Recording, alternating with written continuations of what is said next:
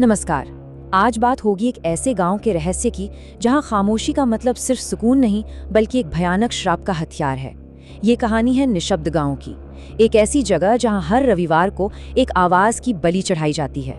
चलिए इस खौफनाक रिवाज के पीछे की सच्चाई को जानते हैं। हम सीधे कहानी के तीसरे और सबसे ज्यादा दहला देने वाले हिस्से में चल रहे हैं, जहां गांव का वो सबसे बड़ा राज खुलता है। एक ऐसा रिवाज जो हर रविवार को दोहराया जाता है। ये सिर्फ एक कहानी नहीं है, ये एक ऐसा एक्सपीरियंस है जो जहन में रह जाएगा। देखिए, इस तीसरे हिस्से का खौफ समझने के लिए हमें ठीक वहीं से शुरू करना होगा जहां दूसरा हिस्सा हमें छोड़ गया था। एक ऐसे मोड़ पर जहां हमारा मेन कैरेक्टर आरव पूरी तरह से लाचार और फंसा हुआ था। तो सीन कुछ ऐसा है। आरव एक स्कूल में फंसा हुआ है और जिस श्राप से वो भाग रहा था उसने उसकी आवाज ही हाईजैक कर ली है। पर सबसे डरावनी बात यह है कि उसकी अपनी आवाज अब स्कूल के लाउड स्पीकर से गूंज रही है और पूरे गांव के लिए एक भयानक ऐलान कर रही है, आज रविवार है। और तीसरा हिस्सा वो यहीं से शुरू होता है, इसी ऐलान के साथ। ये शब्द आरव की ही आवाज में है जो उसे पूरी तरह बेबस कर देते हैं। वो अब सिर्फ एक विक्टिम नहीं है, वो अनजाने में इस श्राप को आगे बढ़ाने का एक जरिया बन चुका है। और यहीं पर आरव को एक बहुत ही भयानक बात समझ आती है। ये कोई अचानक हुआ हादसा नहीं है। गांव वाले डरे हुए नहीं हैं, वो मुस्कुरा रहे हैं। उन्हें नियम पता है। मतलब ये कोई एक्सीडेंट नहीं बल्कि एक ऑर्गेनाइज्ड बार बार होने वाला रिवाज है और आरव इसका नया मोहरा है। और फिर जैसे ही घड़ी की सुइयां 12 पर मिलती हैं, ये गांव का राज परत दर परत खुलना शुरू हो जाता है। ये सिर्फ एक श्राप नहीं है, ये एक सटीक पहले से तय किया हुआ अनुष्ठान है और अब हम इसके शुरू होने के गवाह बनने वाले हैं। जरा देखिए ये होता कैसे है। पहले जमीन पर एक परफेक्ट घेरा बनता है, फिर उसके बीचों बीच एक कुर्सी आ जाती है और आखिर में उस पर एक पुराना सा रजिस्टर रख दिया जाता है। ये कोई रैंडम घटना नहीं है, ये एक प्रोसेस है, एक सेरेमनी है जो इतनी बार हो चुकी है कि अभी अपने आप होती है। हर चीज का एक तय क्रम है जो इसे और भी डरावना बनाता है। और उस रजिस्टर में उसमें छिपा है गांव का सबसे गहरा, सबसे काला राज, कथावाचकों की एक लिस्ट। ये उन सभी लोगों के नाम हैं जिन्हें इस रिवाज के लिए चुना गया था, जिसकी शुरुआत पंडित हरिनारायण मिश्र से हुई थी। और लिस्ट में आखिरी नाम किसका है? आरव का।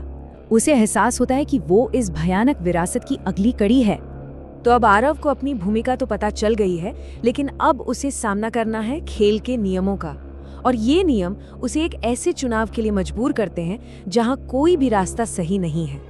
जब आरव इसमें हिस्सा लेने से मना कर देता है तो उसे सामना करना पड़ता है गांव की कलेक्टिव पावर का। पूरा गांव एक साथ एक ही आवाज में बोलता है और उसे एक भयानक अल्टीमेटम देता है। ये एक अकेले इंसान के खिलाफ पूरे समुदाय की ताकत है और यही इसे इतना खौफनाक बनाता है। तो ये है वो चॉइस जो उसके सामने रखी गई है।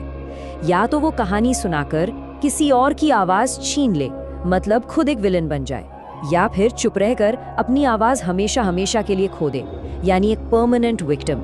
उसे मजबूर किया जा रहा है कि वो या तो जुल्म करने वाला बने या जुल्म सहने वाला। और ये सिर्फ कोई थ्योरी नहीं रह जाती, ये खौफनाक हकीकत बन जाती है जब भीड़ में से एक शख्स आगे आता है जो इस रस्म को पूरा करने के लिए तैयार है। एक छोटा सा लड़का जिसकी आंखों में कोई भाव नहीं है, वो आरव के पास आता है और सिर्फ इतना ही कहता है, सर कहानी सुनाइए। वो अपनी मर्जी से अपनी आवाज की बलि दे रहा है ताकि ये सिलसिला चलता रहे। ये दिखाता है कि गांव वाले इस श्राप को किस हद तक अपना चुके हैं। और यहीं पर हमें उस श्राप का डायरेक्ट ट्रांजैक्शन देखने को मिलता है। आरव कहानी का पहला शब्द बोलता है एक, और उसी पल उसकी आवाज लौटाती है। लेकिन इसकी एक कीमत है। जैसे ही आरव बोलता है, लड़के का मुंह तो खुलता है पर आवाज गायब। उसकी आवाज छीन ली गई है। आरव को आवाज मिली लड़के की खामोशी की कीमत पर। और फिर ब्लैक बोर्ड पर आखिरी कंफर्मेशन आता है, बलि स्वीकार की गई, लेन देन पूरा हो चुका है। इस रविवार के लिए श्राप को उसकी बलि मिल गई है। तो ठीक है, इस संडे का खौफ तो टल गया, आरव बच गया। पर क्या ये सिलसिला यहीं खत्म हो गया? कहानी का अंत हमें बताता है कि ये राहत बस कुछ पल की है। जैसे ही ये रस्म खत्म होती है, वो रजिस्टर अपने आप अगले पन्ने पर पलट जाता है और वो पन्ना एकदम खाली है। मतलब आरव इस रविवार तो बच गया, लेकिन सिर्फ अगले रविवार को फिर से इसी भयानक चुनाव का सामना करने के लिए वो खाली पन्ना अगले शिकार का इंतजार कर रहा है। और ये कहानी हमें इसी एक डरावने सवाल के साथ छोड़ जाती है, क्या आरव इस कभी न खत्म होने वाले चक्र को तोड़ेगा या वो भी इस परंपरा की एक और कड़ी बनकर रह जाएगा? क्या इस श्राप का कोई अंत है? इसका जवाब शायद हमें कहानी के अगले हिस्से में मिलेगा।